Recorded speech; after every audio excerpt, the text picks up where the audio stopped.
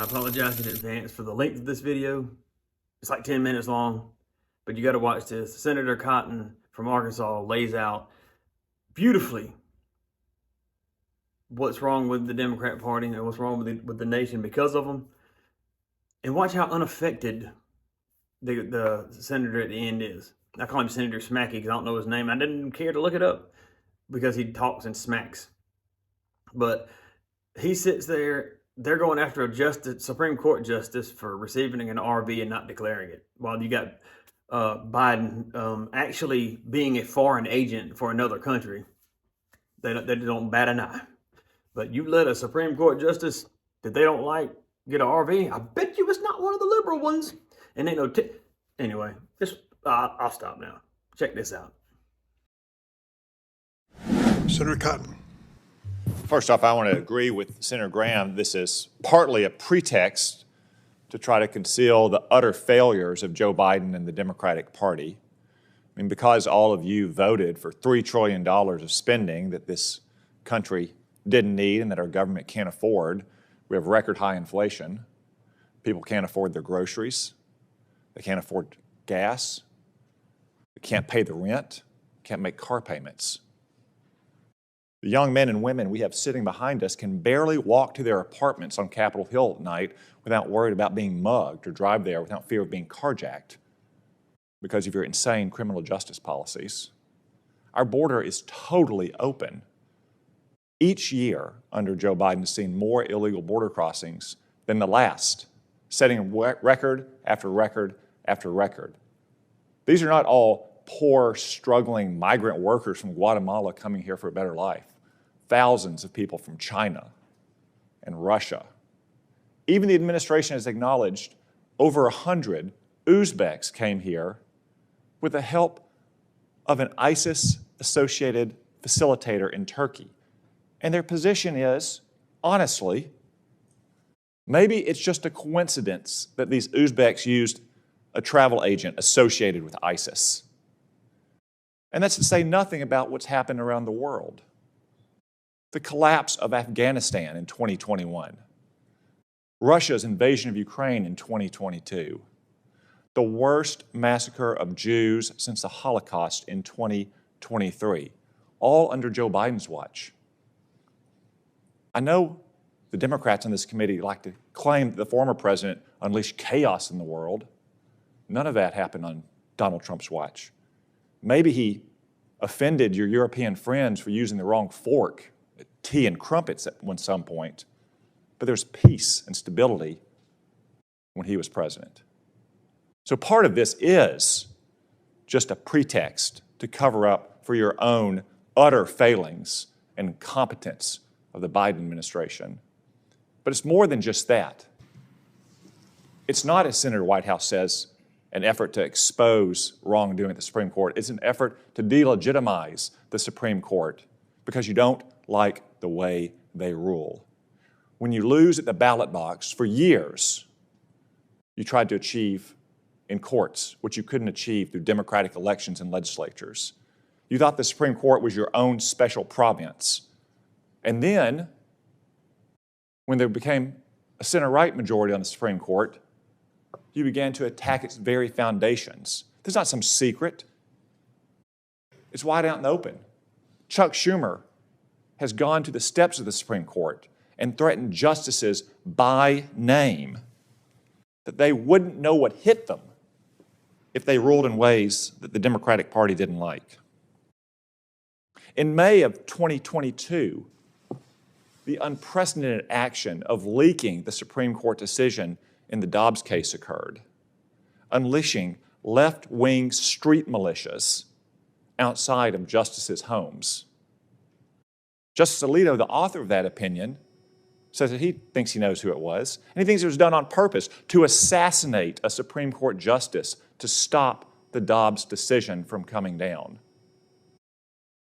Merrick Garland did nothing to stop these left-wing street militias as they blatantly violated federal law, protesting outside the homes of justices about a pending matter.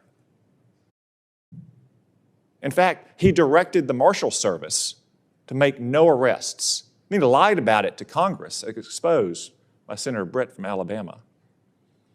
It all culminated where it naturally was, with a left-wing hitman traveling from California to the capital region and being caught outside Brett Kavanaugh's home with things like zip ties, tactical knives, pepper spray, hammers, screwdrivers, nail punches, crowbars, duct tape, pistol lights, boots padded for stealthiness, and a Glock 17 pistol. Even after that left-wing hitman was caught outside Justice Kavanaugh's home, the White House continued to refuse to enforce the law, indeed, to celebrate these left-wing street militias. The White House spokeswoman even said, "We certainly do continue to encourage that," the protests, "outside Judge's home. That's the president's position." That's what this entire episode is about. Not about getting to the bottom of behavior that's permitted by law and permitted by rule, but continuing your brazen and outrageous campaign against the Supreme Court because you don't like the way it rules. You all ought to be ashamed of yourself, because you're the ones who always profess how you're defending our democracy. You're the ones undermining our democracy. As Senator Graham said, things are going to be different here starting next Thursday. But not just that, the shoe will be on the other foot one day. Go ahead, issue this subpoena. See what happens when we take back the majority. See which subpoenas we start to issue for the left-wing activists and billionaires who are behind all of your agitprop campaigns, who probably help fund those left-wing street militias outside justices' homes, who help fund the anti-Semitic wing of the Democratic Party protesting on college campuses and even in this Capitol complex. Go ahead, issue your subpoena next week. We'll see what happens when we take back the majority. Many of us have traveled down interstate highways and been amazed to see RVs of the superstars cruising back and forth to county fairs and events. It's a huge undertaking with a vehicle of substantial size. One of our Supreme Court justices was given one of those vehicles valued at $250,000 and asked to pay back a loan for that purpose. He made one payment and declared it and then stopped. We've since learned that he received that vehicle as a gift, $250,000 gift.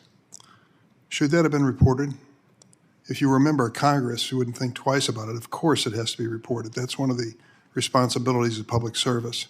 For us to raise questions, basic ethical questions about the conduct of justices and the court is fundamental, as Senator Whitehouse has said, to our constitutional responsibility. For us to suggest 3 subpoenas pales in comparison to the other side's request for 50 or more subpoenas on the operation, I forget the name, Crossfire something. Hurricane Crossfire. I mean, they've used it and didn't think twice about it. To argue that you're going to blow up the committee over our exercise use of a subpoena, which has been exercised by the other side when they were in the majority, just doesn't track as far as I'm concerned. Mr. There's a major difference, Senator Smacky. Y'all only care about your constitutional responsibility when it's Republicans or a conservative justice involved. You don't care about the Constitution when people are out in the streets murdering, killing, raping, and pillaging. All you care about is Donald Trump and MAGA conservatives, wearing their red hats. I mean, that's all you care about, boy. You're a damn fraud. Y'all are some damn frauds, and we know it, man. You. Damn. You, man.